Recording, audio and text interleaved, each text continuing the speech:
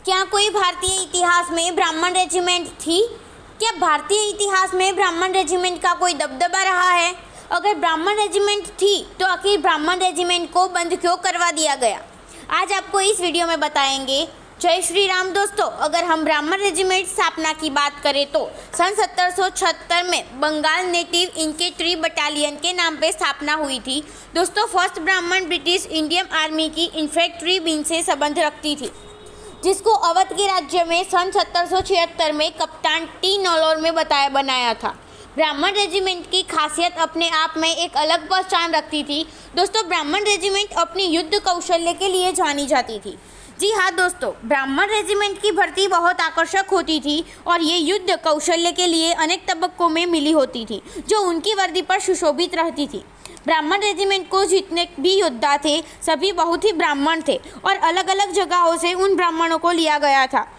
उसके साथ ही ब्रिटिश आक्रामक में थर्ड ब्राह्मण भी हुआ करते थे, जो कि 1798 में गठित की गई थी और उसको 1922 में सेकंड एंग अफगान वॉर वे द्वितीय विश्व युद्ध के बाद उसे बंद करवा दिया गया था। दोस्तों, अंग्रेजों के समय में भारत के अंग में ब्राह्मणों के दो रेजिमेंट थे। एक थी फर्स्ट ब्राह्मण रेजिमेंट और दूसरी थी बंगाल रेजिमेंट, जो कि नाम की ही थी। बंगाल रेजिमेंट थी, उसमें पूर्वांचल भूमि ब्राह्मणों की संख्या 90% ही थी। इस दिन बंगाल रेजिमेंट को भी ब्राह्मण रेजिमेंट में जाना जाता है। पहले ब्राह्मण रेजिमेंट को बंद करवा दिया गया था। दोस्तों, हम आपको बताते हैं कि ब्राह्मण रेजिमेंट को अंग्रेजी शासनकाल में 1931 में ही बंद करवा दिया गया। अनेकों कारणों में से कुछ ही कारणों को मान्यता दी गई। पहला कारण था 1857 के इस रेजिमेंट में अंग्रेजों को खिलाफ हथियार से विद्रोह किया गया था। फिर 1942 में उन्होंने आज़ादी मांगते हुए विश्व युद्ध में अंग्रेजों की तरफ से लड़ने के लिए इनकार कर दिया था। दोस्तों, इस बात को ब्राह्मण रेजिमेंट ने साफ साफ मना कर दिया था कि हम इस विश्व युद्ध में नहीं लड़ेंगे, क्योंकि हमें आज़ादी चाहिए थी। ब्रिटिश ये बात समझ चुके थे कि आज़ादी की लड़ाई में बलिदान देने और उसका नेतृत्व करने में ब्राह्मण ही सबसे आगे है, क्योंकि 1857 में सबसे पहले मंगल पांडे का विद्रोह, फिर नाना साहेब का विद्रोह और रानी लक्ष्मीबाई और तात्या टोपे जैसे महान ब्राह्मण राजाओं का विद्रोह अंग्रेजों पर बहुत भारी पड़ता था। दोस्तों, ब्राह्मण रेजिमेंट ने अंग्रेज साम्राज्य को बहुत नुकसान पहुंचाया। उसके लिए ब्राह्मण समाज में अंग्रेजों पर से विश्वास उठ गया और अंग्रेजों को पता था कि ब्राह्मण अगर सेना में रहते तो बार बार विद्रोह होगा, इसलिए फर्स्ट ब्राह्मण रेजिमेंट को बंद करवा दिया गया। बंगाल रेजिमेंट में भी ब्राह्मणों की भर्ती पर रोक लगा दी गई।